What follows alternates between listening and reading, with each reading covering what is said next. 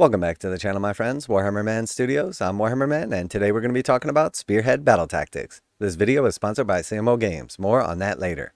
Alright, so I know a lot of you guys are 40k players or playing more in like the 41st millennia, but quite a bit of the community is also like Sigmar players or starting to be interested in Sigmar. So as we are kind of ramping up for the new edition launch of 4th edition Age of Sigmar, I am going to be doing a little bit more of the focus on the channel with Warhammer Age of Sigmar videos. They don't tend to perform quite as well, but I definitely think a lot of people are interested in it, and I enjoy it, and I'm excited. So just a heads up, that's going to be happening, as you may have noticed by now. Score battle tactics and issue powerful commands as the flow of the battle twists and turns in Spearhead. Spearhead is the fast, technically deep, and incredibly Moorish new game mode coming to Warhammer Age of Sigmar. We've covered what the game is, how Spearhead boxes are balanced, and how your army rules and war scrolls will work. Now it's time to delve into how you'll score battle tactics and issue commands in Spearhead games, and unveil some of the new twists you'll need to contend with to secure victory. Alright, so here we see a few of the Spearhead boxes: Lumineth Realm Lords, the Disciples of Tzeentch, the Ogre Maw Tribes, Daughters of Cain, and then the Osiarch Bone Reapers. And Games Workshop has confirmed also that all of the Vanguard boxes will just be like rebranded as Spearheads. So according to them, if you have any of those boxes or you're interested in any of those factions and you want to start ramping up for Sigmar in advance, just build everything how it is on the box and paint it however you want and you're ready to go. But obviously, if you're interested in Stormcast Eternals or Skaven, you may want to hang tight because we know that they're going to have some new stuff coming out as well, new models, new spearheads, and then that's going to be bundled together into a launch box with some new terrain. So very cool, very exciting. Battle tactics and commands. Scoring a Spearhead is simple. At the end of the turn, a player scores 1 victory point for holding 1 objective, 1 for holding 2 or more objectives, and 1 for holding more objectives than their opponent, and 1 for each battle tactic scored. Because Spearhead doesn't use any advanced rules modules, including the battle tactics or command modules, you'll instead use a unique deck of the tactics cards. Okay, so very cool. It's going back to sort of like the old school kind of scoring.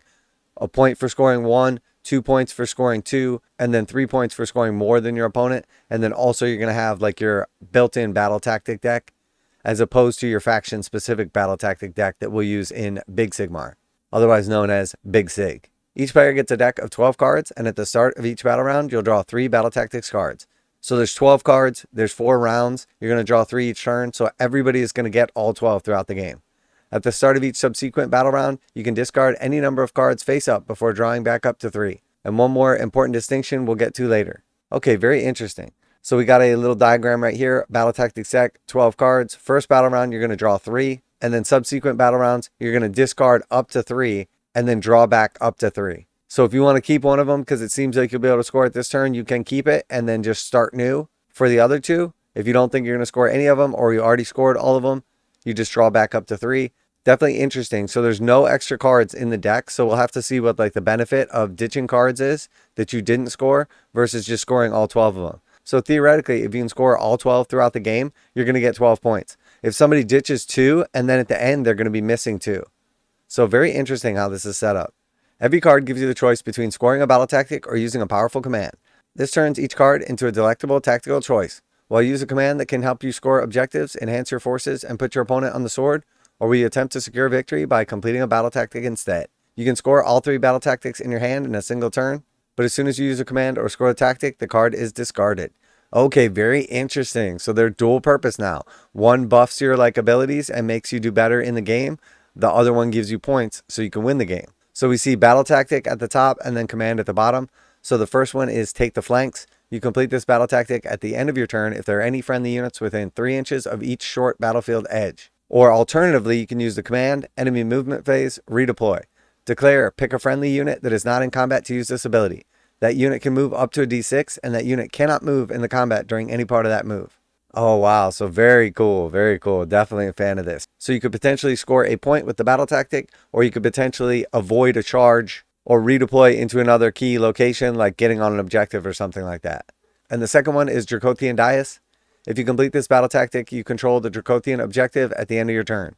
Okay, so that is probably a new terrain piece that is coming in the set. And then Go to Ground is the other one. Reaction, opponent declared a shoot ability, used by a friendly unit targeted by that shoot ability. Effect, until the end of the phase, only unmodified hit rolls of 6 successfully hit for attacks that target that unit. However, that unit has strikes last this turn.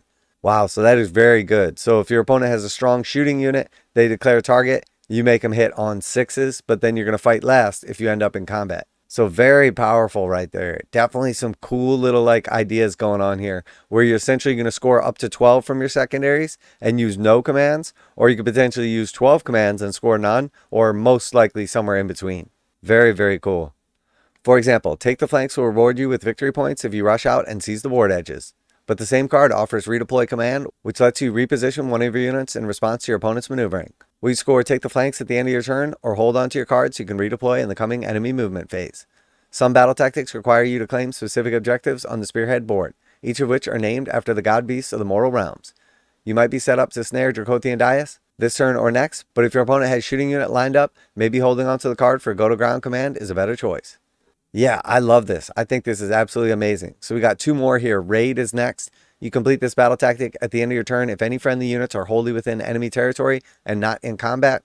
And then the command, reaction, opponent declares an attack ability, steal defense, used by a friendly unit targeted by that attack ability. Ignore the Ren characteristic of the attack that targets a unit this phase. Again, very, very strong.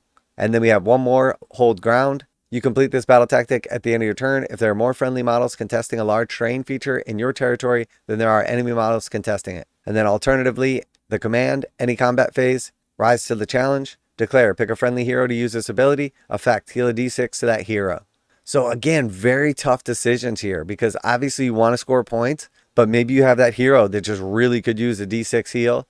I am absolutely loving the dynamic of this, and with 12 cards and 4 turns, it's very easy to keep track of what you have used, what you haven't used. You're going to know what your last 3 cards are because you're putting the cards face up on the table. It's easier to keep track of, and this is really going to fine-tune people and their ability to score battle tactics in Big Sigmar once we all upgrade to that. So very, very cool here. Do you want to raid your opponent's territory or keep the Ren reducing steel defense in your pocket? Hold ground or rise to the challenge. Every hand of 3 cards presents you with a platter of devious choices. With only 12 cards in the deck, you'll be able to quickly learn your options, and soon you'll be able to anticipate your opponent's moves and learn when to hold onto all-important command. What's more, the abilities and battle tactics will quickly familiarize you with the concepts you can find in a full Warhammer Age of Sigmar games and will instantly be recognizable to veterans. Okay, so Games Workshop and I obviously think exactly the same. I gotta say, they have nailed this. So far, everything we have seen for Sigmar, and now like the new dynamics in Spearhead, just look amazing.